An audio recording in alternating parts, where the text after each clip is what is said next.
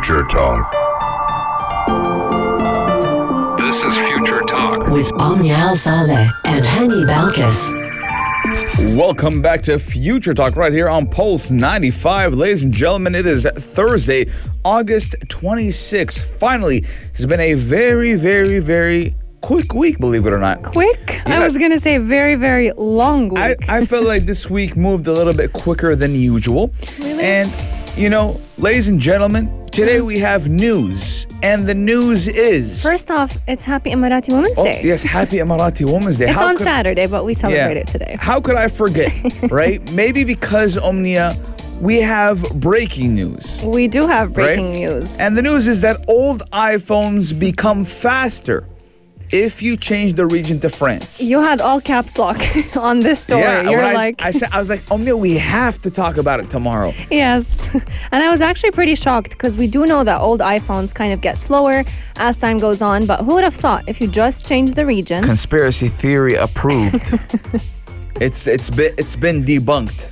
It has been debunked. Right? There is a conspiracy theory that, Apple slows down iPhones. True. And they even, I think on a statement, they actually came out and said that they do. And we're about to get into all of that. It's going to be very juicy. Coming up on today's show, we're also talking all about TikTok and how they have actually changed their policies to better deal with cryptocurrency TikTok influencers, if we want to say so, because they have actually been coming out on TikTok teaching all their audience about the importance of cryptocurrency, how to make the most out of it, and TikTok does not really like that. Yes, I know. We do know that TikTok, its owner or parent company is ByteDance, which is, regulated by China, and China has banned cryptocurrency. But ladies and gentlemen, because Emirati Women's Day is Saturday, we have a very special guest that will be live with us today. Yes, indeed. We are celebrating Emirati Women in Tech, and we're going to be having a very interesting discussion with Omaira Al Olama. She is an Emirati TEDx speaker, but she's also the founder of Alif Administration, which it's a very cool application that can help connect women around the UAE with different job opportunities. More specifically, women who have been divorced, who are widowed, who don't necessarily have access to, every job opportunity out there, or even needs like having a computer, having a printer. She can help them out and connect them through her application. She's also been working very heavily to help train students around the UAE to help provide them with different job opportunities that the future work industry will need. So it's a conversation that you don't want to miss out on. Yes, a conversation worth listening to. Ladies and gentlemen, we love technology. Technology is the future. And why not celebrate technology with Emirati Women's Day?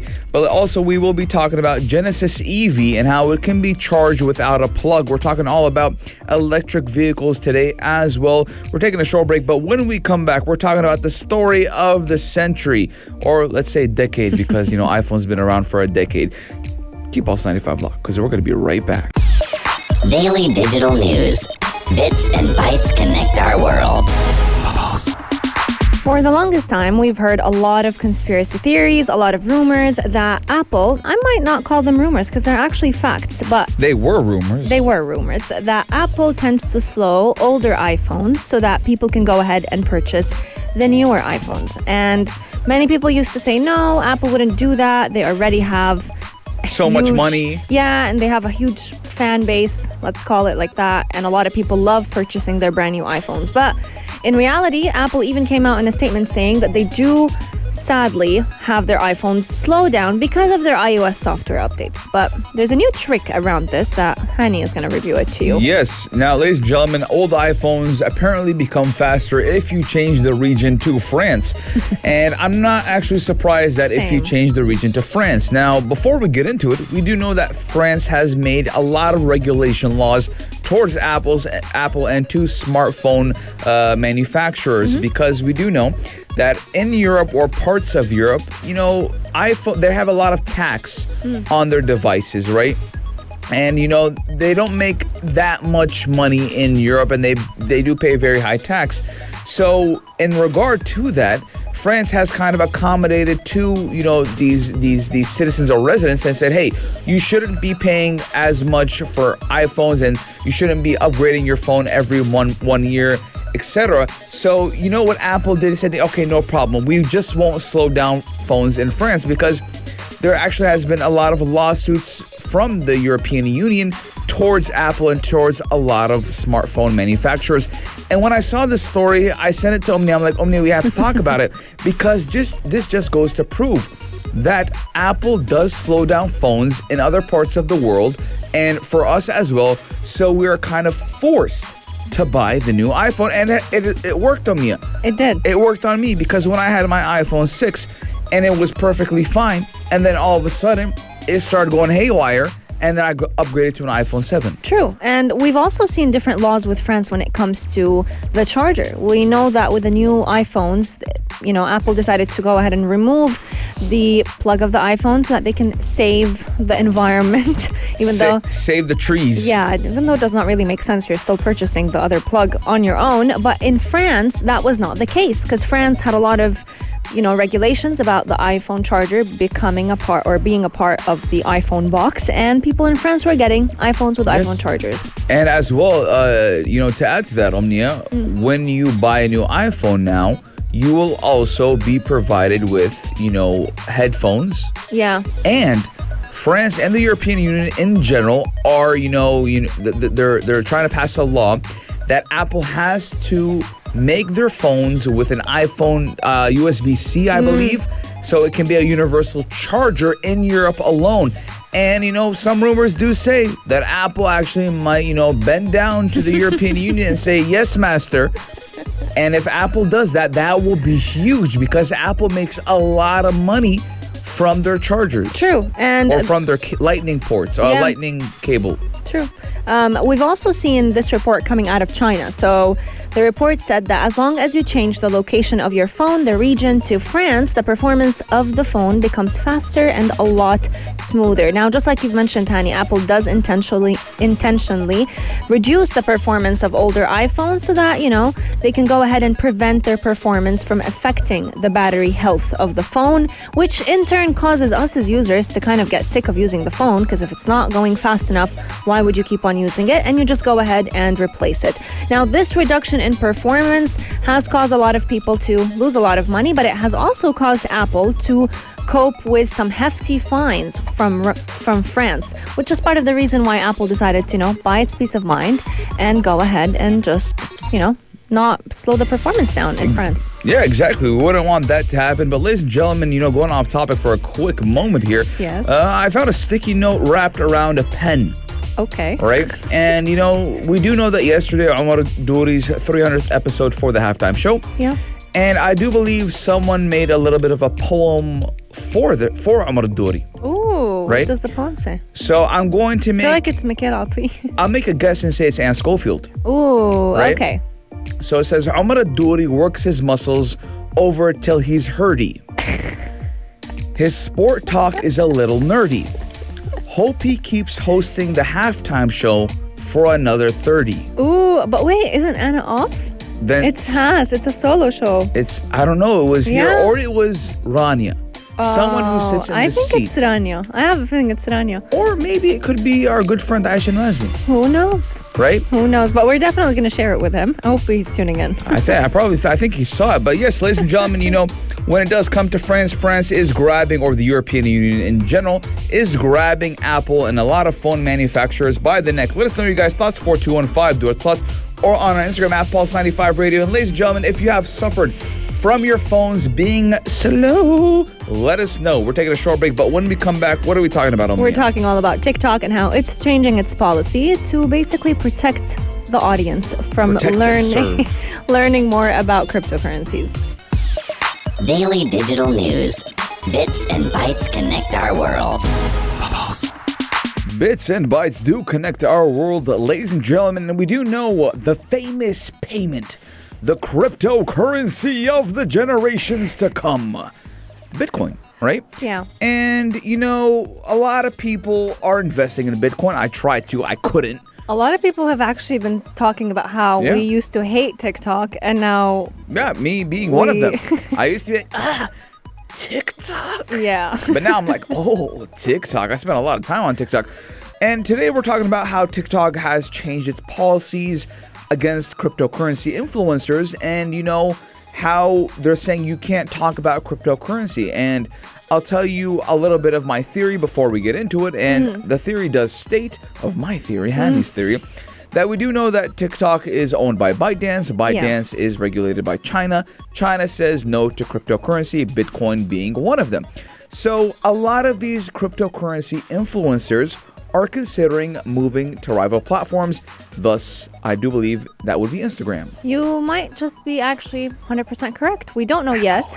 We don't know yet, but when we look at how TikTok is removing these videos, they're automatically being removed. So it wouldn't be too far-fetched that China just changed the code and does not allow now any video that is revolving around educating the audience regarding cryptocurrency to be posted on the platform. Yeah, and Omnia, also regarding that, I do feel when we're talking about cryptocurrency, it is a form of stock in a way. You invest into it. And we do know that TikTok does cater to the young audience. Yeah. So a lot of people, Omnia, when they talk about stocks, a lot of people can consider it gambling, right? A lot of people consider it gambling. Even though I don't feel it's different, but I get where people would personal blur the preference. lines. People say gambling because you put money and it might It's a go hit up, or miss, it might go down. And they don't want the young generation to kind of get it, because gambling addictions are a thing. A lot of people ruin their lives by gambling. And Omnia, that is why a lot of countries in Europe do not allow microtransactions for the youth. Because spin to win $100, right? Or for in-game currencies. Yeah. So we might be seeing TikTok taking the same approach, or they're just trying to say, hey, no cryptocurrency for China. Yeah, I think I do see that. There's two things we can go on. Two different theories. Now, cryptocurrency creators have been actually educating their audience. They've been creating different content to educate the audience about the way to use cryptocurrency, the art of it, and a lot of this content has been censored, taken down, and the reason that they get is they are violating community guidelines on TikTok. So many content creators are actually considering a shift to Instagram, Twitter, YouTube, Discord, you name it, if TikTok continues to remove any crypto-related posts, which, in my opinion, I feel like that would really damage TikTok in a way, but still they have a huge user base that I feel like they'll still be booming. So with TikTok, I mean, I spend a lot of time on TikTok. I do look at the trends, and I know what's going on in the cryptocurrency world, right? Now, with TikTok, there's a handful of creators, big creators per se, that are on TikTok. I don't feel like TikTok will kind of be harmed with their decision. But, Omnia, we do know that just last week, the website, which is called OnlyFans, where if you are interested into a creator, you pay the creator said subscription, and you are allowed to look at their private content, being, their tips and tricks. Now, Omnia, just last week, they banned it. They banned explicit content, right? And they were opening the door for cryptocurrencies, investors, people who can teach the young people that, hey, invest in this, business tricks and tips. So a lot of these content creators might just move to OnlyFans and say, hey, pay my subscription of $15 a month, and every single day you will get content on how to boom your business, how to promote your business, how to get into cryptocurrency. I wouldn't be surprised. There's so many ways, because, it's a vast market. And they found the loophole. A lot of people want to make money quick. True. And a lot of people have made money quick with cryptocurrency. Absolutely. And we've actually seen TikTok banning creators altogether. About 11 were actually banned just last week. Many videos were taken down, and back in July, TikTok actually implemented a system that would automatically block these videos. There's no human monitoring this blockage system. AIs. Yeah, it's just being done automatically, and they're being banned more frequently than before. Let us know, what are your thoughts? Do you think Hani's theory is correct or accurate? I actually think it's there's so much truth in it. Coming up on today's show, we have a very interesting conversation to celebrate Emirati Women in Tech. Happy Emirati Women's Day to every Emirati woman tuning into us right now. Yeah, it is going to be on Saturday, but we're celebrating her early. Yes, because we don't have a show Saturday. Yes. So, the only place to be at 3, the halftime show is the only show on Saturday, ladies and gentlemen. And Saturday, I love Saturderdays. We love Saturdays. It's the day you get excited for the next day. It's a running errands day. Sunday. I feel like. It's me re-energizing myself. Re-energizing? Mentally preparing myself. We're going to be having a very interesting conversation with Omaira Al Olama, so keep Pulse 95 locked. We'll be right back. Future Talk. This is Future Talk. With Omaira Al Olama and Hani Balkis. Happy Emirati Women's Day to all the beautiful Emirati women tuning into us right now on Pulse 95. It is such an exciting day because first off, I love talking about women in tech, but more specifically when Emirati women actually maneuver their way through a very male-dominated tech sector, if we may say so. Especially right here in the UAE, I think we're very lucky because opportunities are being offered in a very equal manner to both males and females. And today's Emirati woman is a very special one. Her name is Omaira Al Olama. She's an Emirati TED Talk speaker, and the founder of ELF Administration, which is a company that has actually been specializing in developing and connecting women, more specifically women who have been widowed or are divorced, to different job opportunities, helping make their journey a lot easier. Omaira, thanks a lot for joining us today. Thank you so much for having me. I'm so happy to be here today. It's great to have you on the show. Now, let's go and kick off this conversation. We'll ask you the first question, and we do know that the tech industry is usually known to be very male-dominated. But you yourself, how did you maneuver your way through it and, excel at it?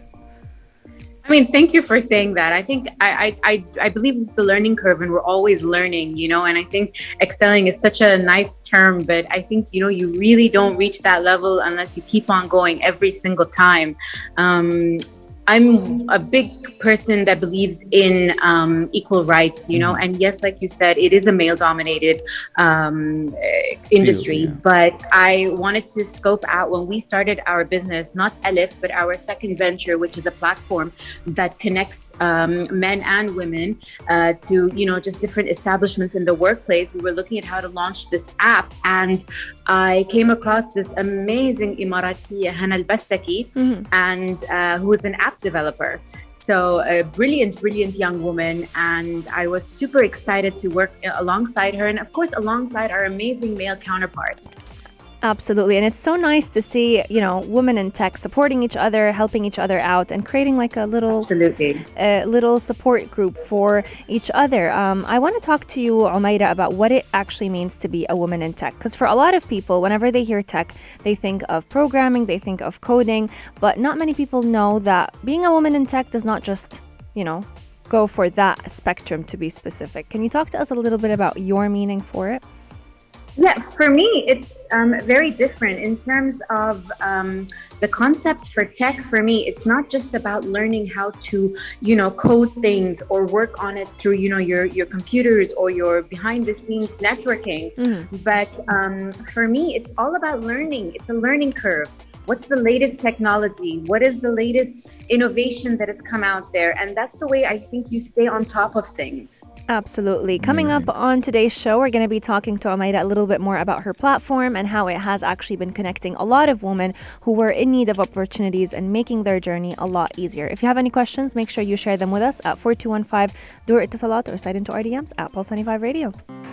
This is Future Talk. Future Talk. Future Talk with Omaira Al Olama and Hani Balkis. Emirati women have been making their nation proud with their various achievements in arts, business, science, and technology. You name it, they've been excelling in every field out there. And today on Future Talk, we get to celebrate them. So happy Emirati Women's Day to all the talented, passionate, and skilled Emirati women who have definitely made a vital impact on the UAE's success story. Today we're lucky because we get to speak to one very special Emirati woman in tech who has been making great achievements in not only helping women excel but even students around the UAE. Omaira Al Olama, an Emirati TED Talk speaker and the founder of ELF Administration, a company that has been specializing in developing and connecting women to different job opportunities. Thank you so much for joining us. Thank you so much again for having me. It's great to have you on the show. Can you tell us, a little bit more about your platform and, how does it actually connect women to different job opportunities?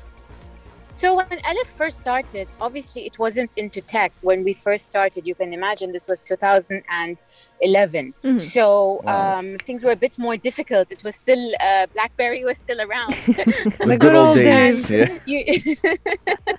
And, so for us to get to all these women and establish, internet connections for them at home, because we're talking about helping rural areas, not just the mainstream areas in the cities that you have around the UAE.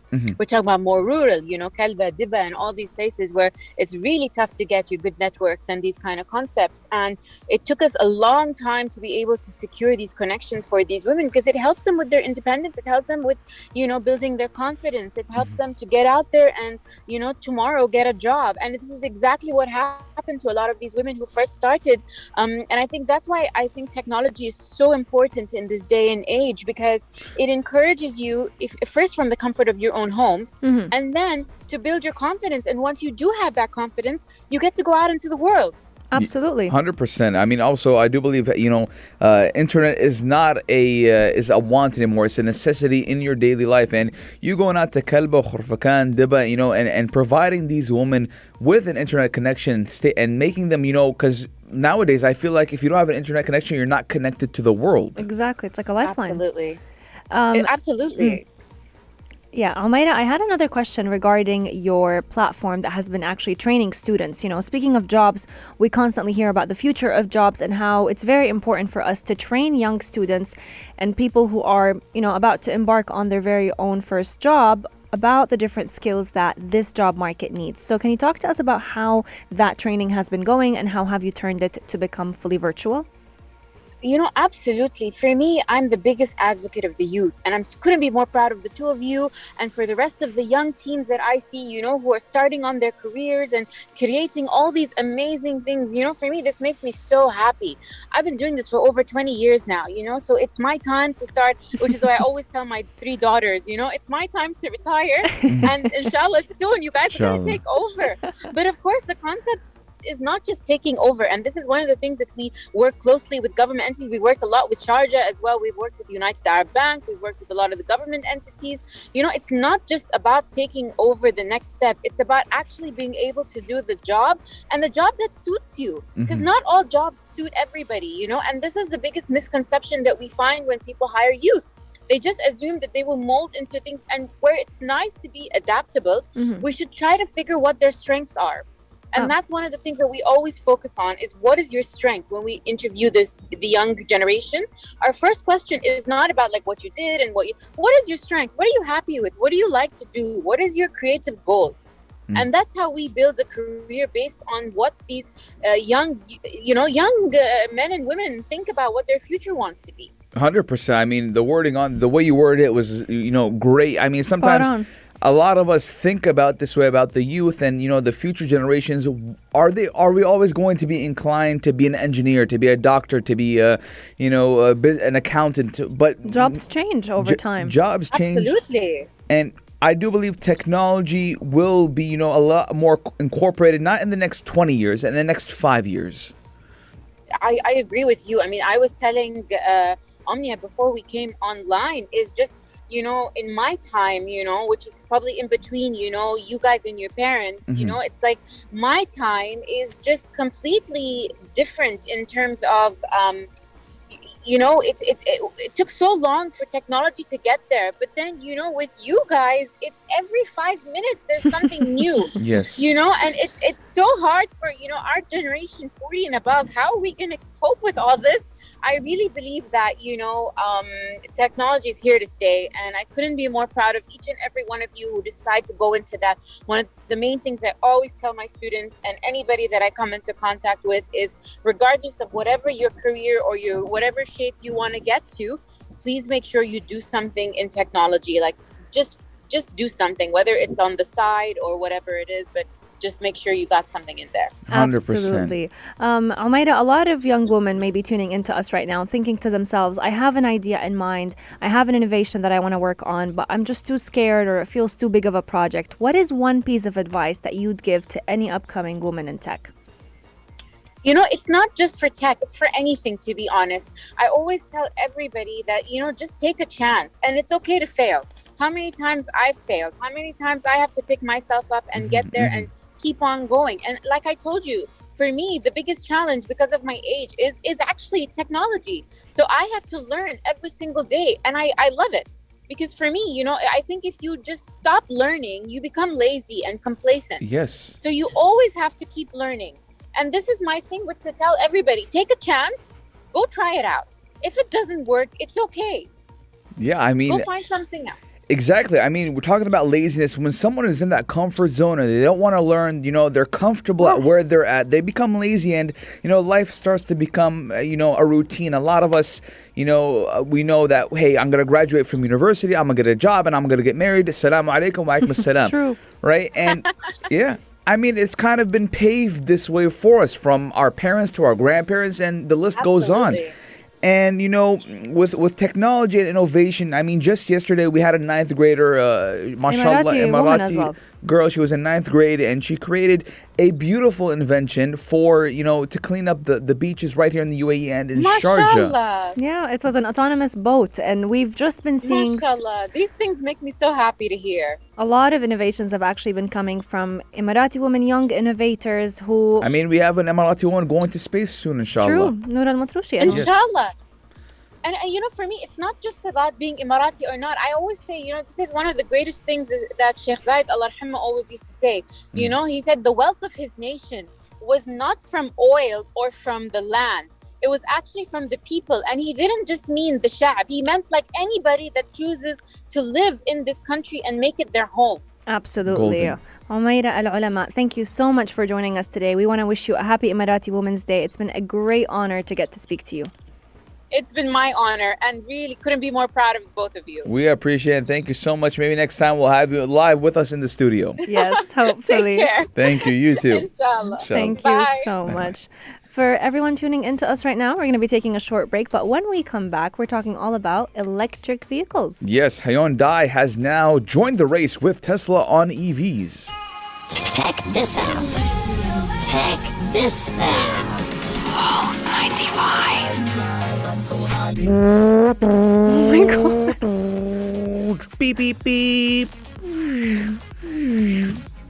That sound. I swear. You will know, what happened? Impression? 100%. Yeah, now, Omnia, soon enough, you won't be hearing that sound anymore. I won't be.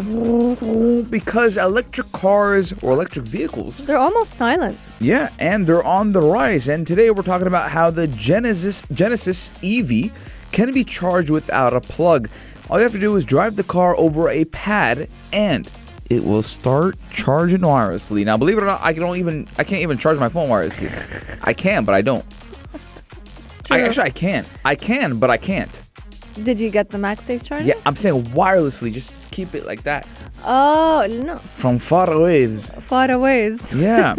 Now, we do know that electric vehicles are cutting the cord, and, the Genesis GV60 is the first electric car from Hyundai's luxury car line and is capable of wireless charging. Yes, indeed. Now, the compact SUV was actually revealed a couple of days ago, and it will be coming with a wireless charging option that is being provided by another American company known as Ytricity. So this EV will actually be using the same battery platform that a lot of Hyundai's upcoming electric vehicles will be using. So I'm very excited to see how it will be able to travel about 270 miles on a single charge.